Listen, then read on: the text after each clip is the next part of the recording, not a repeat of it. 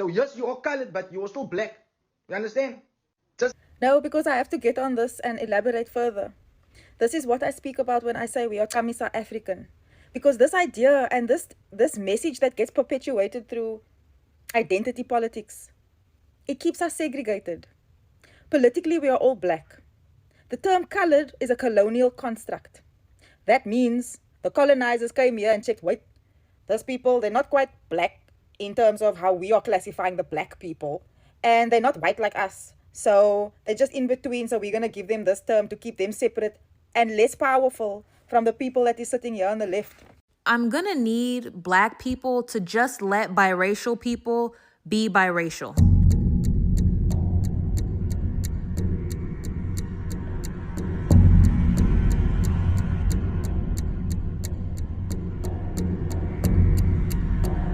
A lot of black people truly do believe one needs to be light-skinned in order to be beautiful, one needs to have looser hair in order to be beautiful, and one needs to have small features. And because we believe this, we feel like whenever people assert, for example, that a lot of lighter-skinned South Africans have admixture, we see it as insulting because to us that means, you're saying that black beauty is not real. Because to them, saying that darker-skinned, coily-haired, darker-eyed Africans are beautiful is inaccurate. Because a lot of Africans are very anti-black. They are very anti-native African. I didn't want to join this whole Zulu parade beef that's going on. But one thing that I hate is someone who sounds very uneducated and does not know how geography works, because this is simple geography. Some South Africans are light-skinned because we are further from the equator, and I feel like you don't know what that is. So let's have a little geography lesson, okay? The red line is called the equator. All the countries that are around or the closest to the equator are hotter, and the people in those countries tend to have darker skin tones, okay? Let me show you why. Now let's take a moment to read. Areas that have a higher amount of UVR have darker skinned populations, generally located nearer the equator. Okay, so let's go back to this one. As you can see, South Africa is at the bottom. So all countries at the bottom of Africa and at the top of Africa, all countries with the populations tend to have lighter skin because we are the furthest away from what? The equator. Okay, now let's take a look at this. This is a chart regarding all the skin colors in Africa. As you can see, South Africa is yellow, and the top of Africa is also yellow because we are the furthest away from the equator. This is common sense, I fear. So this also just sounds like projection to me, because who's bleaching? It's simple geography, I fear. And also, I'm not saying that there are not people bleaching, but don't generalize the fact that all light-skinned are bleaching. That's not true. Also, you talking about tribes. What do you know about tribes, babe? Like, Indonesia is a tribe one. You know nothing about our tribes. So, anyways, as I said, I'm not joining this. I just wanted to make sure that you understand a little bit. I am not here to disagree with everything this girl is saying about the equator and all of that, but this is the equivalent of saying that white Americans look the way that they do because of the weather in America. When no, they're not native to that place. The people who are native to America are Native American. Not every American in America is native to that place and looks the way that they do based on the weather conditions in America now as we know it. That is just not true. Remember, the story goes that Khoisan people were the first to discover South Africa, as in they are not native to South Africa. They relocated from somewhere else to South Africa. And a lot of South Africans have a hard time accepting the fact that Khoisan people may not be purely African. They may have some admixture, that they are individuals who share ancestry with some colored people, some Xhosa people, some Sotho people, some Zulu people. That's why we have cliques as well. That's why a lot of them, they show up in our ancestry results, right? A lot of you do not want to take in the facts that they were also captured. So some of them do have admixture from other groups of people, that they were found to have Eurasian DNA, and that them coming into contact with groups from Somalia, from Ethiopia, Afro-Asiatic groups from Ethiopia and Somalia means that they might have some Afro-Asiatic DNA. You do not want to hear that. One thing, like when people say like Somalis are black, like Somalis are Afro-Asiatic, they're not black. Stop trying to beg other people to be part of your group. Like I hate it when people try and beg Somali people saying like, oh bro, you're black, you're one of us, like no, you're not Somali. Like stop trying to tell people what they should be, especially when they don't have, or their genetics do not align with what is quintessentially or known as black. So it's just like, bro, stop it, have some pride, have some standards. That's what we need in the black community. We need standards. Like if you're not like 80% black, you're not black. In fact, now I'll say 75% to 70%. If you're lower than 70%, you are not black. Those of you, for example, a lot of South Africans who also say this will assert, or let me not say they will assert, I do not want to do y'allism. I want to point out that there are South Africans who agree with this, who then do not disagree with the idea that colored people are not just some purely Khoisan group of people, which makes no sense to me, because a conversation around why people look the way that they do has to do with people of different phenotypes coming together and the offspring of those individuals having an altered appearance compared to the phenotypes of one person on one end and the other person on the other end. That is how admixture comes about, right? So if that is the case, if you believe that colored people can look 100% Khoisan, if somebody's arguing that Bantu speaking people in South Africa are lighter due to admixture, you still have not dispelled that. You still have not dispelled that. Again, I'm open to correction, open to all of that, but in my opinion, this is nothing. You just said nothing. Bantu people are not native to South Africa. You agree, right? Yes, we're one of the oldest people groups here, but we're not native, right? That's why we say the Kosel Okwekam. And we all agree that they are the same group of people again who were captured at some point, and some fled. That's why some of them are in Botswana. Some of them, again, we have their ancestry. We share ancestry with them. They were not just only mating with other Khoisan people. I also hate how a lot of South Africans don't want to be honest that a lot of us are bleaching. Like, bleaching is genuinely a problem in South Africa. Wherever colorism is prevalent, it's South Africa. Colorism in South Africa is very prevalent. Bleaching is also very prevalent. Sorry. Bleaching is very prevalent in South Africa, and that is literally just true. And I hate that despite how true this is, because it's in these bleaching products, are in all the stores, they are in all the hawkers tables. These products are being sold to normal everyday South Africans. What do you mean we're not bleaching? A lot of us are bleaching. And that is okay. Well, it's not okay, because we should stand up against colorism. We should stop these things. But instead of stopping these things, we want to go online and claim that, oh no, we're some bulletproof type people. Yes, the country is very colorist, but oh no, we don't feel triggered by that. There aren't a lot of darker South Africans who are made to feel lesser than less human, who see bleaching as a way to cope with those feelings, but that is not true. Why are you lying? If you are a naturally lighter skinned South African, okay, but a lot of people still are bleaching. Nina. Soweto, South Africa. Here lives Lebogang, a 35-year-old single mother who has been using skin bleaching creams for over 15 years. I couldn't stop at all. I was in hunger for that beauty. I even mixed it with my body lotion so that I could be light the whole body, not the face only. In her 20s, Lebogang became jealous when her friends gradually became lighter in complexion. And they do not want it said in that way. We live in a country where a large number of people are bleaching, where a large number of people are making sounds talking about banobundia, and which means that there was a mixed race person down our bloodline, and that is why we are beautiful. A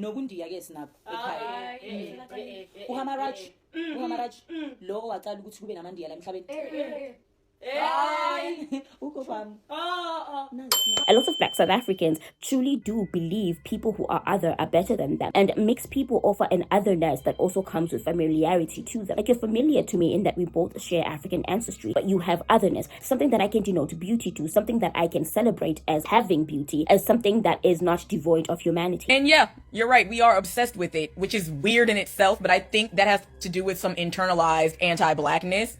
A lot of us in the Black community fetishize mixed babies. We look at them as the prettier babies. So we want to take some kind of responsibility for that attractiveness, even though saying that a baby is attractive is just but we want to claim that. We want to own it. We want to say that that's us. So yeah, you're Black. You're one of us. You're cute because you're Black. You're cute because you're mixed with Black and something else. And there are a couple of other comments that I'm going to reply to with the video that refer back to what you're talking about, but I'm gonna leave that for those videos. But yeah, I expect it. I do. That is how Africans cope with their reality. That is how Africans cope with the idea that society rejects us. We don't want to be honest that Black people, Black identity was devalued through the dehumanization of darker skin, coily hair, darker-eyed Africans, and that we are affected due to having more proximity to them. We don't want to use that sort of language because we want to be able to beat down people with those features while also saying we're proudly Black. We want to tell people that they're more human, you're soft, you're more beautiful, you're more this, for being more far removed from that image without being honest about why that is, because we're being anti-black. A lot of us refuse to actually do the work. We refuse to unpack our internalized hatred. We refuse. And whenever language comes to help us do that, we like to muddy the lines. Oh, black people come in all shades though. Black can look anyhow. Not letting biracial people be biracial is about not letting black people just be black. Because black people just being black would mean we would actually have to celebrate black beauty as is, instead of always waiting for something to be other, instead of waiting for otherness to trigger us into celebrating and chanting somebody is worthy of love and acceptance and all in all. We will not let biracial people be biracial because we refuse to allow black people to be seen as and treated as human. So I had an interesting discussion today while I was getting my hair done. It was just the three of us in the salon. It was me, the lady doing my hair, and another girl who worked there who's biracial. It's relevant to what I'm about to say. And while I was getting my hair done today, we were talking about the new season of Love Island, and we started talking about Kata and Zach. And I can't remember what led up to this, but at some point, the girl who was there that I was talking to about it, she said that Kata was black.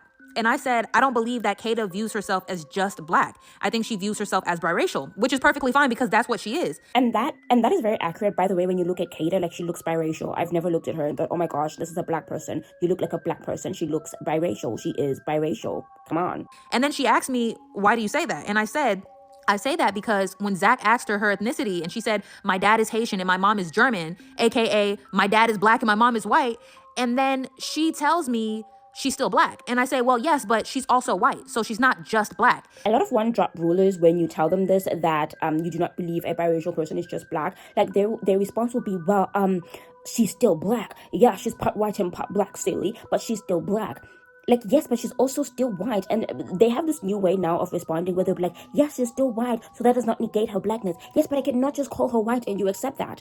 And they like to claim that they actually do. Like, if you just called her white, yeah, she's still black. She has a full black parent. She also has a full white parent. Would never be accurate to you if I go up to her and say, you look white. You are a white person. But I have to tell her that she looks black, and so she is a black person. I have to tell her that in order to appease you. But you're acting like if I just went up to her and said, you look white, you're a white person, that would make sense. And then it turns into this whole discussion. And then she tells me, well, my mom is white and my dad is black, but I identify as a black woman. I'm black. And I say, yes, you're black, but you're also white. You're not just black, you're biracial.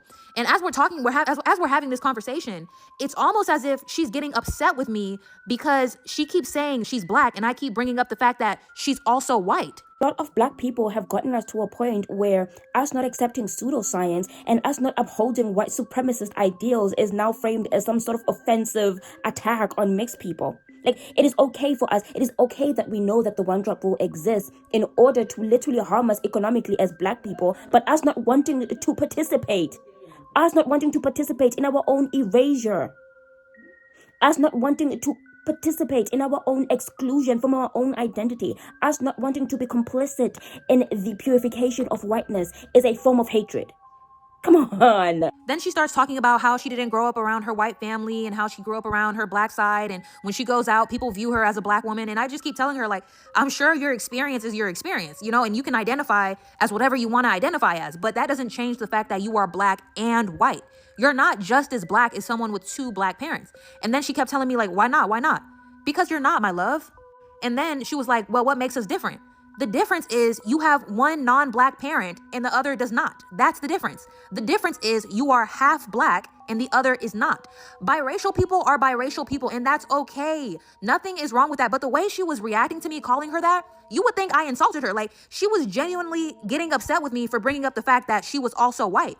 And honestly, I blame black people because y'all telling biracial people who are half black that they're just as black as someone with two fully black parents is exactly why they're having the identity crisis that a lot of them are having right now. A lot of mixed people are waking up to this and are speaking out about just how emotionally damaging it is to be forced to pick one race.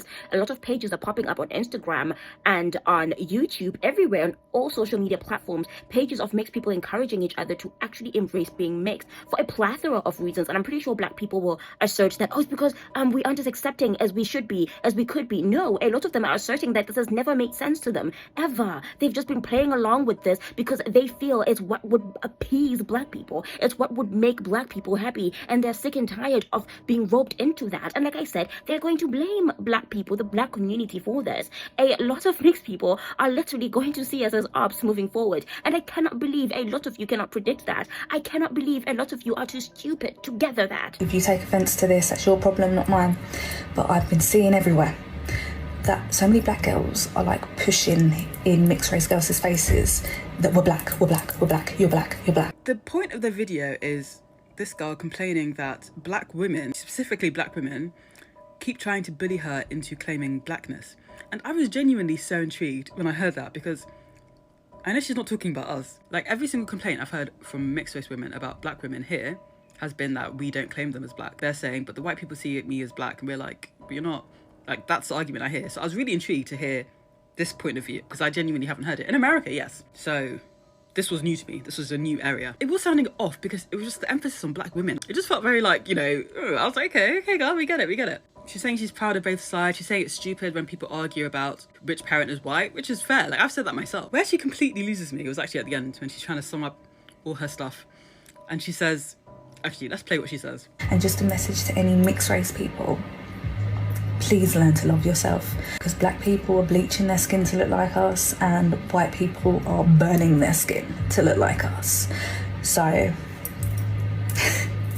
I was genuinely shocked when I heard this. Not because she's just being like racist or whatever. It's because it's just like, where does it come from?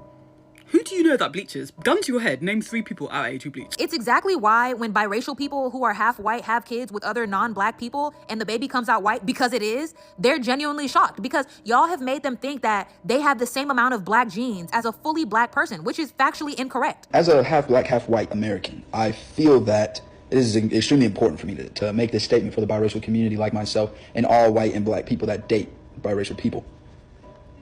Specifically white people. White women, you have to stop thinking because you're with a biracial man, that baby's gonna come out brown. It's not, sweetie. Most importantly though, my fellow biracial people, when you have a biracial parent, stop with this whole, they didn't know I was black. Why would they? You look as white as your mother. You look as white as your father. There's no shock when you show a picture of your parent and they have my skin tone. The shock is that you failed high school or you just didn't get it. She genuinely could not grasp the fact that she was not the same as someone who has 2 fully black parents. So I'm gonna need y'all to let biracial people just be the biracials that they are. Calling a biracial person who has a white parent and a black parent just black doesn't change the fact that they are also white. Y'all were out here calling Meghan Markle a black princess, but she gave birth to a white baby. Why? Because she was never black to begin with. She's biracial. All these biracial NBA players with their white wives giving birth to white babies. Why? Because they were never just black.